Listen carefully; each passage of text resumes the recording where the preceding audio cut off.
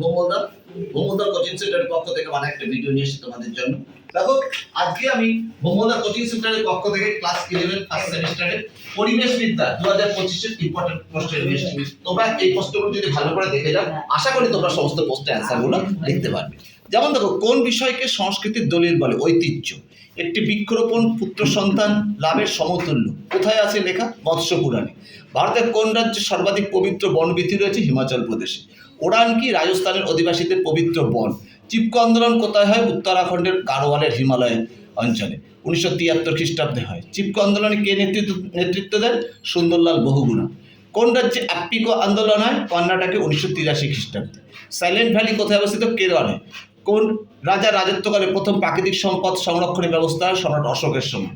সবুজ বিপ্লবের জনক কাকে বলে? নরম্যান বোরলগকে। ভারতের সবুজ বিপ্লবের জনককে? MS স্বামীনাথন।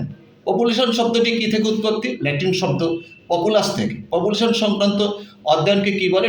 ডেমোগ্রাফি। জনসংখ্যার হতাশা তত্ত্বকে প্রদান করেন থমাস রবার্ট ম্যালথাস। মৎস্য চাষকে কি বলে? পিসিকালচার। মৌজাকি প্রশাসনের ক্ষুদ্রতম একক।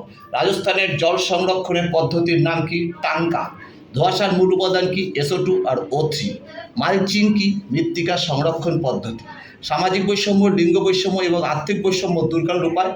সাক্ষরতার হার বৃদ্ধি।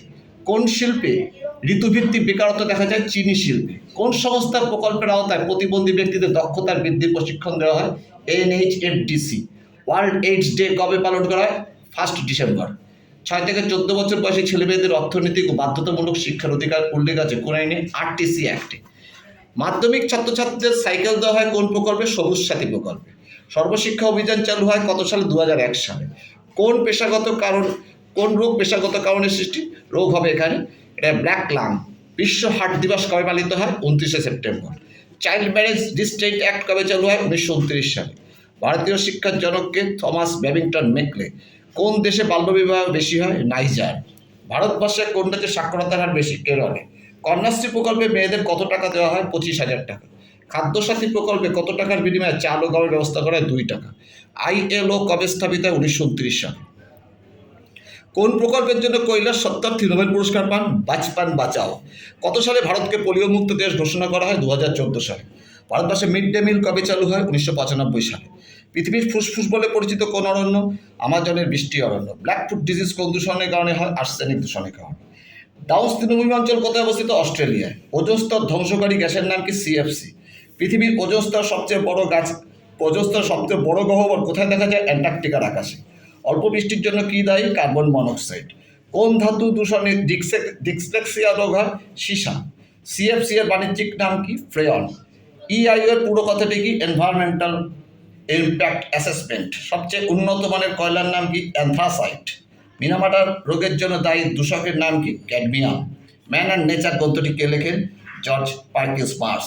এই যে প্রশ্নগুলো সাজেস্ট করেছি তোমাদের, এগুলো ইম্পর্টেন্ট কোশ্চেন। এই অ্যান্সারটা তোমরা যদি ভালো করে দেখে যাও, আশা করি তোমরা ক্লাস 11 ফার্স্ট সেমিস্টারের সমস্ত প্রশ্ন পরিবেশ বিদ্যার থেকে সব তোমরা দিতে পারবে। আমি সুমিত বিশ্বাস তোমাদের কথা দিচ্ছি, তোমাদের আগামী দিনে আরো ভালো ভালো তোমাদের জন্য ভিডিও নিয়ে আসবো। তোমরা আমাকে বেশি করে লাইক, সাবস্ক্রাইব ও শেয়ার করো। এবার আগামী দিন তোমাদের জন্য আরো ভালো ভালো ভিডিও আসছে। তোমরা এভাবে প্রিপেয়ার হও, তোমরা সপ্তাহে প্রশ্ন উত্তর দিতে পারবে। আজকে এভাবে থাকো, টাটা, বাই।